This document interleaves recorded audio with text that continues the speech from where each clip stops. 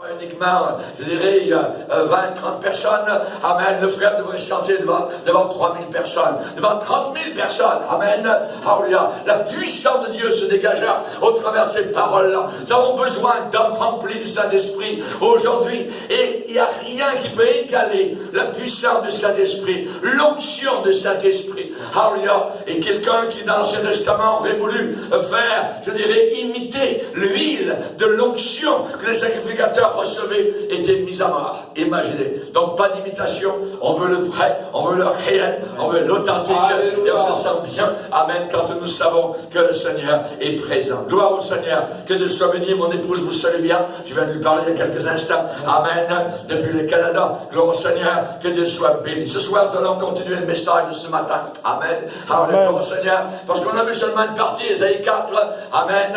On a vu cette église, évidemment, donc, qui ne voulait pas du pain du Seigneur, qui ne voulaient pas des vêtements du Seigneur, qui voulaient leur propre pain, qui voulaient substituer, évidemment, donc, au véritable évangile, un autre évangile. Et nous allons voir ce soir, donc, particulièrement, maintenant, dans le même passage, dans Ésaïe 4, l'église de la gloire de Dieu. L'église de la gloire de Dieu. On va se lever debout devant le Seigneur. Alors, au Canada, nous disons pas se lever, mais se lever debout. Voyez, même debout. Voyez. Alléluia. Ah, ça vient de l'anglais stand up. Voyez. Donc nous, on obéit, on traduit directement tout. Stand up. Donc on se lève debout. Alors on lit dans Ésaïe 4 à partir du verset 2. Alléluia. Alléluia, gloire au Seigneur. Que Dieu soit béni pour ces moments précieux qu'il nous accorde. Ésaïe chapitre 4, verset 2. En ce temps-là, le germe de l'Éternel aura de la magnificence et de la gloire. Et le fruit du pays aura de l'éclat et de la beauté pour les réchappés d'Israël. Et les restes de Sion, les restes de Jérusalem seront appelés saints. Quiconque à Jérusalem sera inscrit parmi les vivants. Après que le Seigneur aura lavé les ordures des filles de Sion et purifié Jérusalem du sang qui est au milieu d'elle par le souffle, le rouage de la justice et par le souffle de la destruction. L'Éternel établira sur toute l'étendue de la montagne de Sion et sur ses lieux d'assemblée une nuée fumante pendant le jour et un feu de flamme éclatante pendant la nuit. Car tout ce qui est glorieux sera mis à couvert. Il y aura un abri pour donner de l'ombre contre la chaleur du jour, pour servir de refuge et d'asile contre l'orage et la pluie. Amen. Amen. On peut s'asseoir, frères et sœurs. Alléluia. Gloire à Dieu. Nous avons vu dans la première partie, donc, c'est un chapitre très court dans le prophète Ésaïe, un chapitre qui n'a que 6 versets. Nous avons vu ce matin le verset premier. 7 femmes saisiront en ce jour un seul homme et diront: nous mangerons notre pain et nous nous vêtirons de nos habits. Fais-nous seulement porter ton nom. Enlève notre opprobre.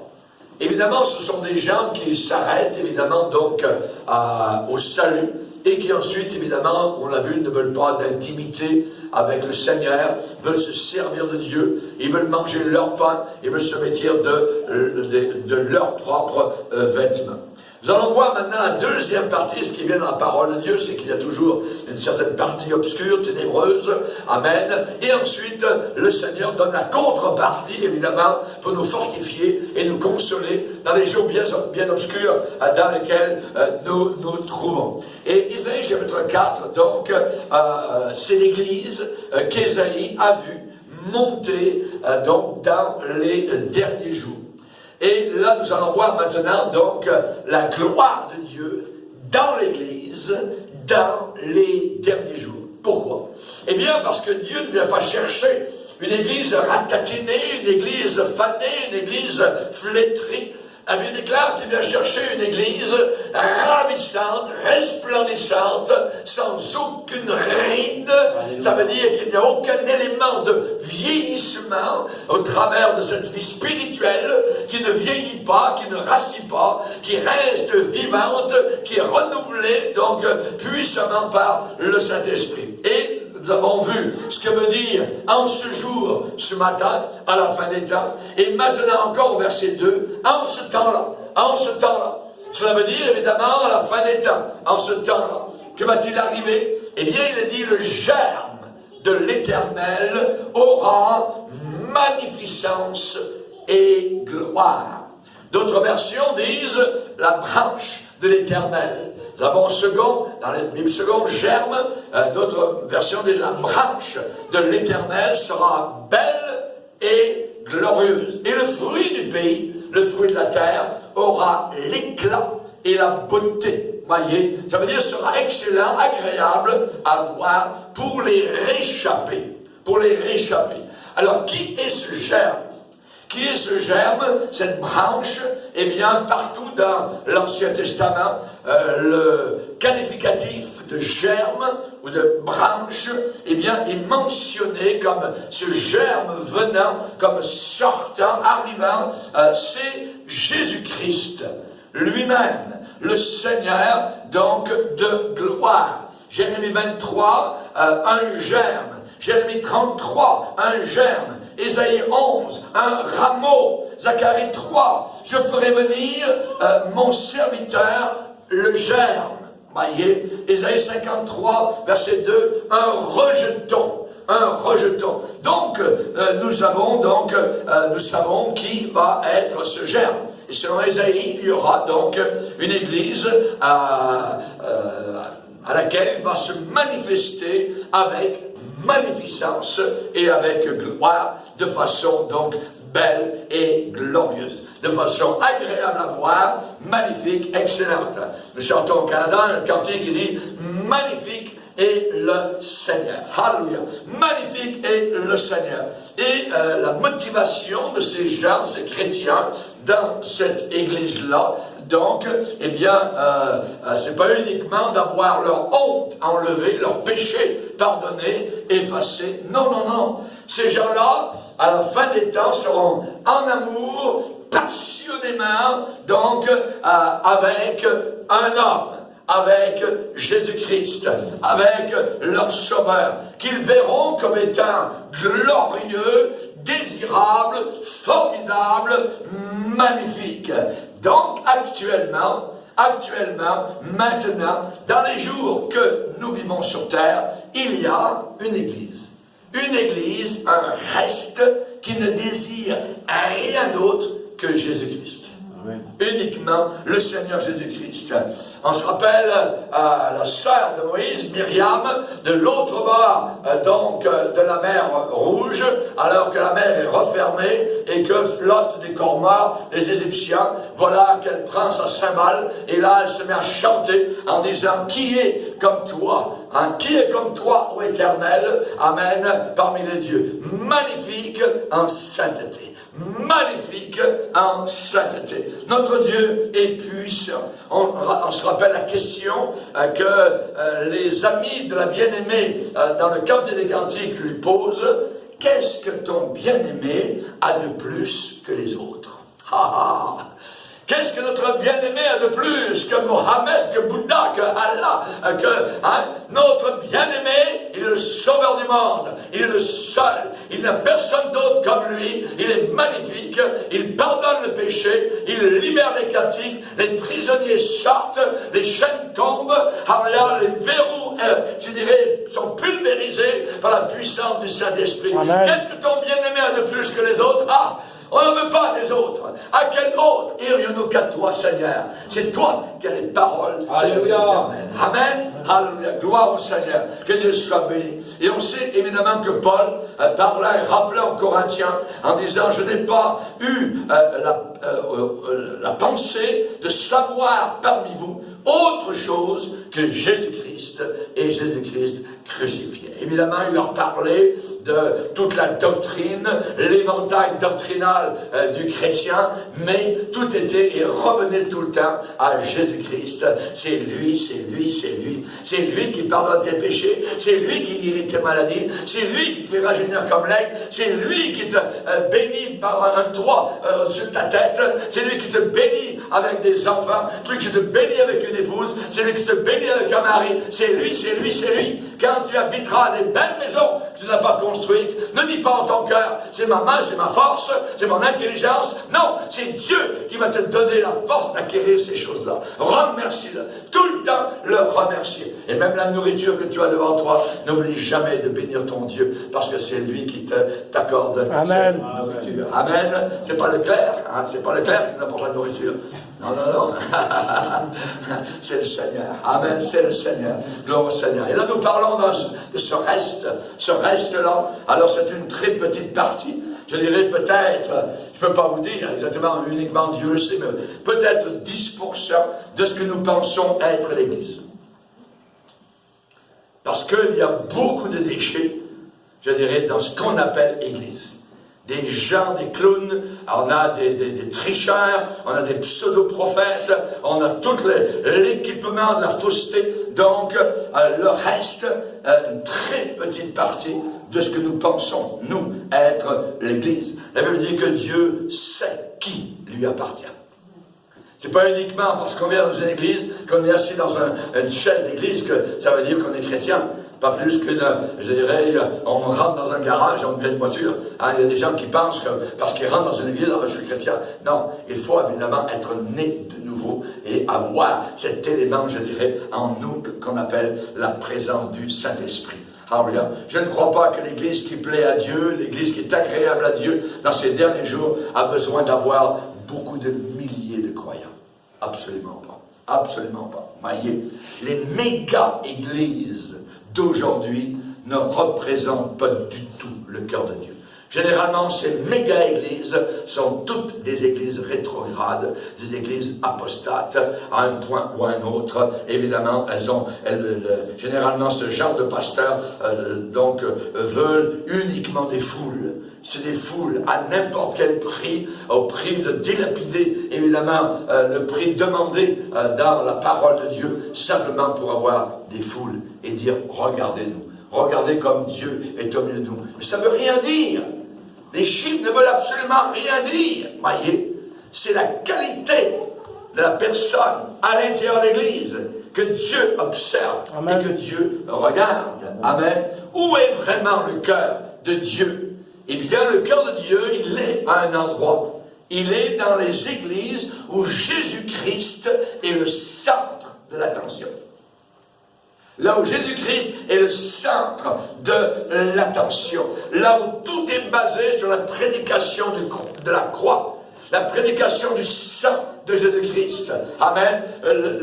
Les yeux du Père sont là où tout est bâti dans la présence de Jésus-Christ. Construit sur le caractère de Jésus-Christ. Ça veut dire, le cœur de Dieu, il est là où une église est christocentrique. Où Christ est vraiment au centre de cette église. Et le cœur de Dieu est révélé dans ces assemblées qui sont en amour avec son Fils, où l'attention donc est totalement sur Jésus.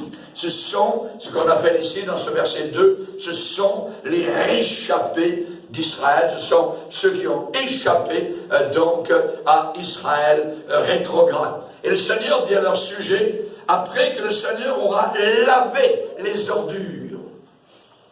Notre Dieu lave des ordures. Après que le Seigneur aura lavé les ordures des filles de Sion et purifié Jérusalem du sang qui est au milieu d'elle par le souffle.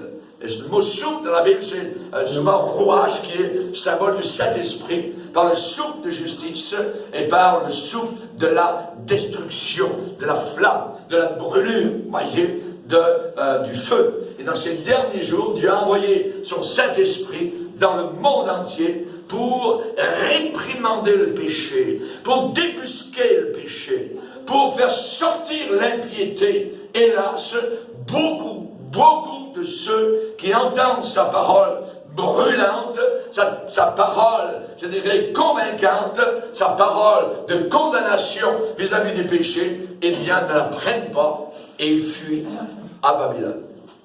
Ils fuient vers Babel, dans la mondanité. Ils sont emportés, ils sont emmenés en esclavage, ils sont donc prisonniers.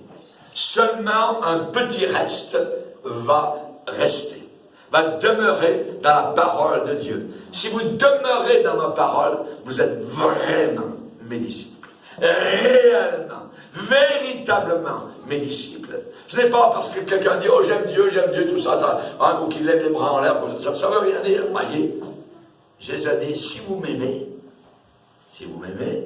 gardez mes commandements, gardez ma parole. Amen. Si vous demeurez dans les Écritures, voyez, dans les Écritures. Et Dieu dit ici que Dieu, donc, fera passer ses chrétiens, donc, au travers du feu. Au travers du feu. Au travers du feu de la justice, de la destruction par le Saint-Esprit, la purification, le lavage, le nettoyage, le balayage. On parle d'ordure, de saleté, donc, laver. On parle de purification. La véritable Église de Jésus-Christ, l'épouse du Seigneur dans les derniers jours, eh bien, sera bien plus qu'une Église seulement pardonnée.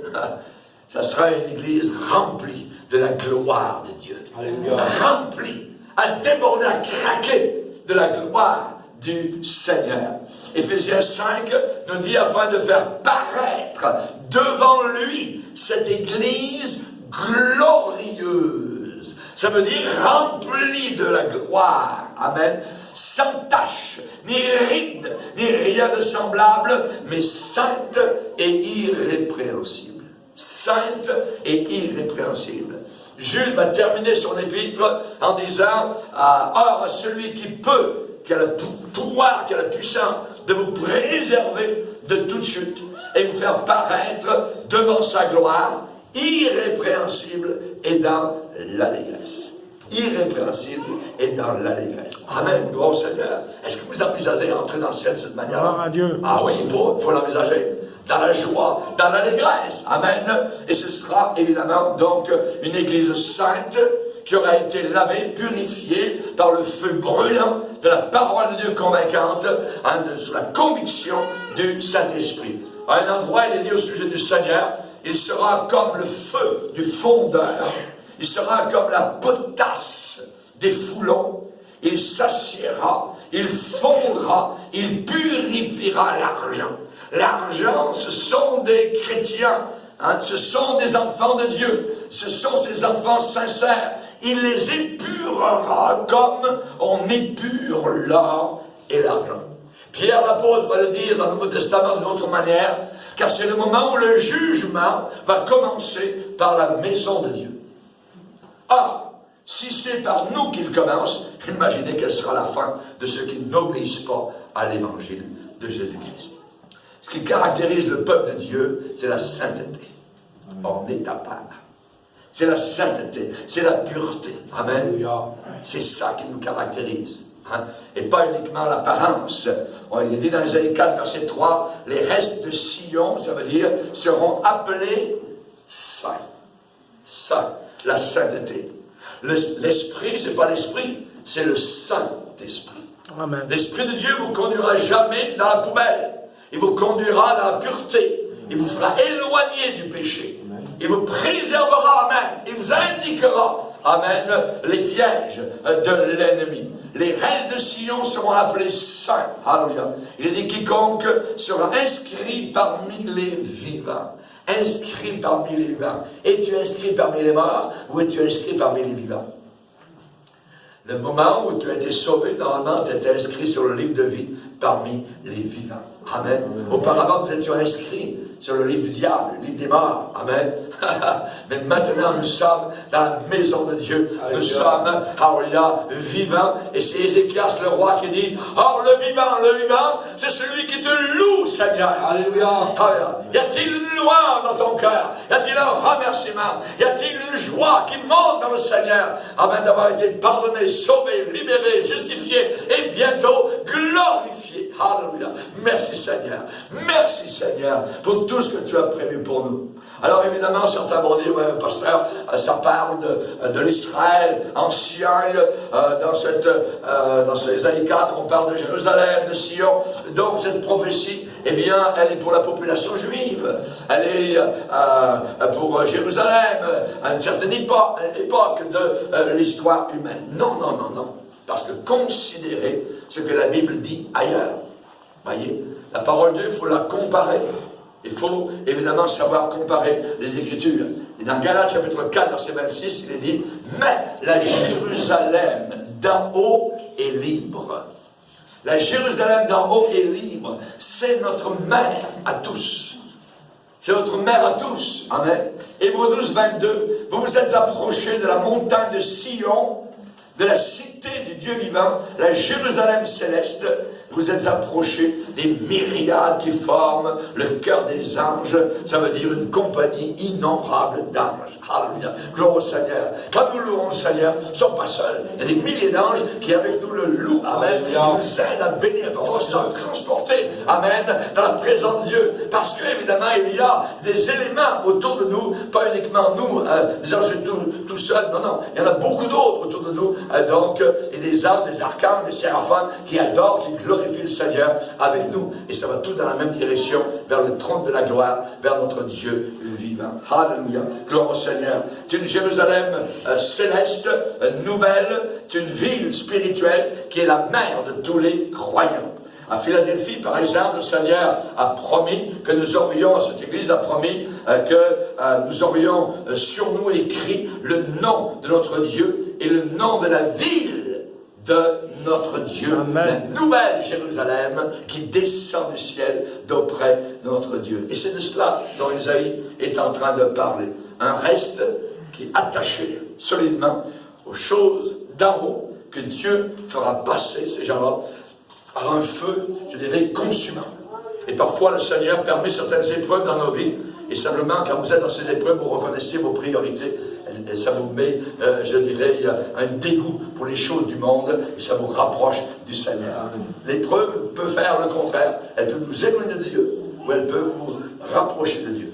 Ça dépend de l'attitude du cœur que nous avons. Voyez, quand vous avez une épreuve dans un foyer, dans un mariage, ça peut vous disloquer, ça peut vous emmener vers le divorce, ou ça peut vous rapprocher encore plus l'un de l'autre au travers de la tempête, se serrer les coudes, et on va passer au travers, chérie. Tu vas voir le Seigneur, il est tout puissant, amen, et on va en sortir vainqueur, plus que vainqueur, par celui qui nous a fortifiés. Alléluia. Amen, alléluia, gloire à Dieu. Quand vous avez cru que vous étiez arrivé, eh bien quand vous avez cru, vous êtes né de nouveau. Né de nouveau. C'est un miracle. À tous ceux qui l'ont reçu, Dieu a donné le pouvoir de devenir. Ça veut dire on ne l'était pas. Nous sommes devenus. On n'est pas chrétien. On le devient. Alléluia. Gloire à Dieu. À tous ceux qui l'ont reçu, il a donné le pouvoir de devenir enfants de Dieu. Lesquels sont nés non du sang, ni de la chair, ni de la volonté de l'homme, mais de Dieu. Amen. Donc quand vous avez donné votre cœur au Seigneur, quand vous êtes repenti de vos péchés, alors il y a eu cette nouvelle naissance. Amen. Gloire au Seigneur. Que Dieu soit béni. Vous êtes nés, je dirais, en Sion. Votre nom est inscrit là. Et ceux qui sont intimes avec Jésus, ceux qui sont proches du Seigneur, qui lui appartiennent, eh bien, sont connus de Dieu et ils connaissent Dieu. Si aujourd'hui je vous disais, je ne connais pas vraiment le Seigneur, je serais un menteur. Parce que je le connais. C'est ce que le frère disait tout à l'heure au travers de ses chants. Amen. Alléluia. On connaît Dieu. On le connaît. Amen. Quand on est sauvé, on connaît Dieu. Amen. Amen. Vous ne pouvez pas dire que vous ne connaissez pas vos parents. Amen. Alors, quand on est bébé, oui, peut-être, tout ça, c'est flou, tout ça, mais vos yeux s'ouvrent, tout ça, puis après, oui, maman, tout ça, papa, tout ça, puis, vous les connaissez, vous grandissez, adolescents, ensuite, à 20 ans, à 30 ans, si vous les avez encore, évidemment, on connaît nos parents, on grandit cette connaissance. Même chose avec Dieu. On apprend à le connaître, on apprend, évidemment, à savoir qu'on a un Père formidable, un Père qui nous aime, un Père merveilleux, qui nous a donc inscrits sur son livre. Le Seigneur connaît ceux qui lui appartiennent. Même les démons nous connaissent. Voyez, un jour un démon a dit, je sais qui est Paul. Je connais Jésus, je sais qui est Paul. Mais vous, qui êtes-vous? Big Bang.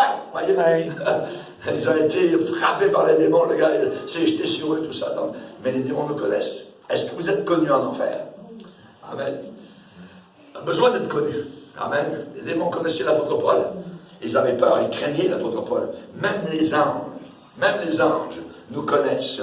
Pourquoi? Parce que les anges aussi sont envoyés pour exercer un ministère, un service en faveur de ceux qui doivent hériter du salut. Alléluia. Rappelez-vous dans votre vie que deux fois vous avez évité un accident, une mort ou quoi que ce soit. Et c'est comme si, invisiblement, quelqu'un avait mis la main au travers ou avait repoussé une autre voiture ou quoi que ce soit. Et vous êtes sortis sans rien du tout. Ça n'a rien du tout. Je me rappelle en Afrique, quand j'étais au Burkina Faso, une fois, pour une convention pastorale, où j'étais invité. Et je me rappelle, donc, on était dans la voiture, c'était une piste, il n'y avait pas d'asphalte. Et tout d'un coup, le conducteur dit, la voiture s'en va sur le bas, il la ramène. On faisait ça d'un côté et de l'autre de la route. Imaginez. Tout d'un coup, il a monté sur le côté du talus. On dirait qu'il ne contrôlait plus la voiture. Et puis ensuite, il a retraversé la route, et là, directement en face dans la brousse, un baobab. Ouais. Et moi, j'ai crié, Jésus, Jésus! La voiture est allée, boum! J'ai regardé le conducteur, j'étais assis à côté. Il avait les deux mains comme ça, il dit qu'il est mort. Et soudain, il fait ça. Il dit, pasteur, on sort là. Il donne un coup de pied dans la portière, ça fait crac, ça. Et la voiture devant a été toute écrasée. On est sorti de là, ça n'a absolument rien. Amen. Ah oui, c'est comme si on avait frappé du caoutchouc. Et ce qui a été bien, c'est que j'avais amené aussi, donc à l'époque, des enseignements que j'avais dans la voiture à l'arrière. Parfait. Je suis arrivé à la convention, il y avait une centaine de pasteurs qui étaient là, qui m'attendaient. Alors je suis arrivé non pas en voiture, mais derrière une mobilette. Et je bénissais le Seigneur. Merci Seigneur, que tu es merveilleux Seigneur. Certainement que Dieu a dit, j'ai pas vu d'ange, mais certainement qu'il y a eu une protection miraculeuse de la part du Seigneur. Alors, que de fois. La première fois, on a commencé à vouloir faire des émissions de radio. C'est un Américain qui habite au Texas. Et comme le Québec est très catholique, il était quasiment impossible d'avoir une station radio chrétienne. Et cet Américain est monté du Texas et il s'est installé juste à peut-être même pas 10 km de la frontière canadienne.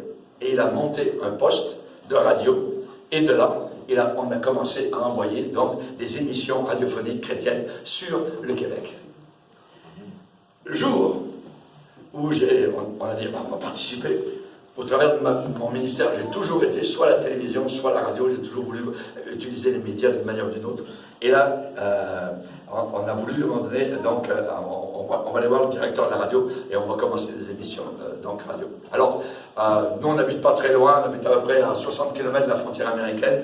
Et donc, on y va avec un de mes stagiaires qui était là et qui, donc, on traverse ça. Et juste avant d'arriver au poste de radio, on était à un stop. Le poste de radio, c'était une maison dans la campagne, tout ça, mais il avait monté ça à son antenne, tout ça. Et soudain, bing, bang, bang, je regarde, il n'y avait plus de devant de ma voiture, on était directement. Une voiture venait de passer au stop, et avait embouti notre voiture, et a tout arraché, le moteur, tout ça. J'ai regardé la voiture, elle est d'un côté et de l'autre là-bas. même. Et là encore, on est sorti avec le stagiaire. J'avais avancé de quelques centimètres, c'était nous qui recevions le coup. Mais là, tout le devant, plus de devant, imaginez, vous sortez, vous êtes à l'extérieur, vous êtes sur le volant, derrière, il n'y a plus rien. Plus de moteur, plus rien. L'ennemi a essayé plusieurs fois. Amen. Essayé plusieurs fois. Mais on a résisté. On est resté là. Alléluia. Gloire au Seigneur. Fidèle au Seigneur. On s'en va en mission avec mon épouse. Alléluia. Et en Polynésie française.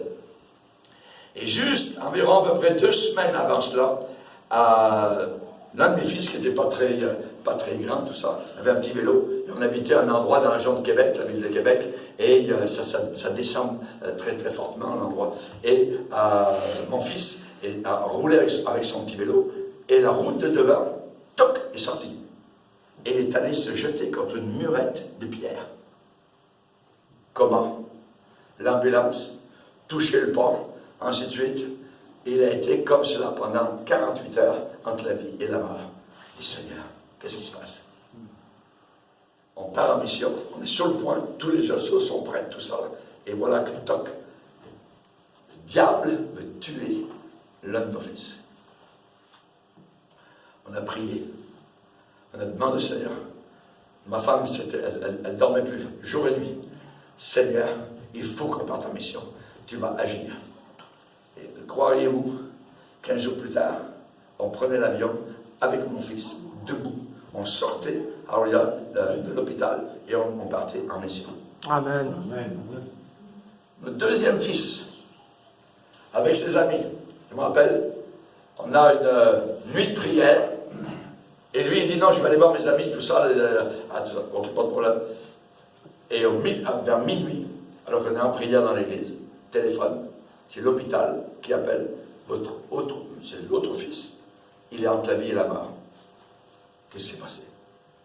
Il y avait une montagne juste à côté de chez nous, la région de Montréal, Mont-Saint-Hilaire, et il est tombé d'environ 6 mètres avec son cousin. Ils ont appelé les ambulanciers, ils ont appelé les pompiers qui sont montés dans la montagne pour aller le chercher. Là encore, traumatisme crânien. Notre deuxième fils entre la vie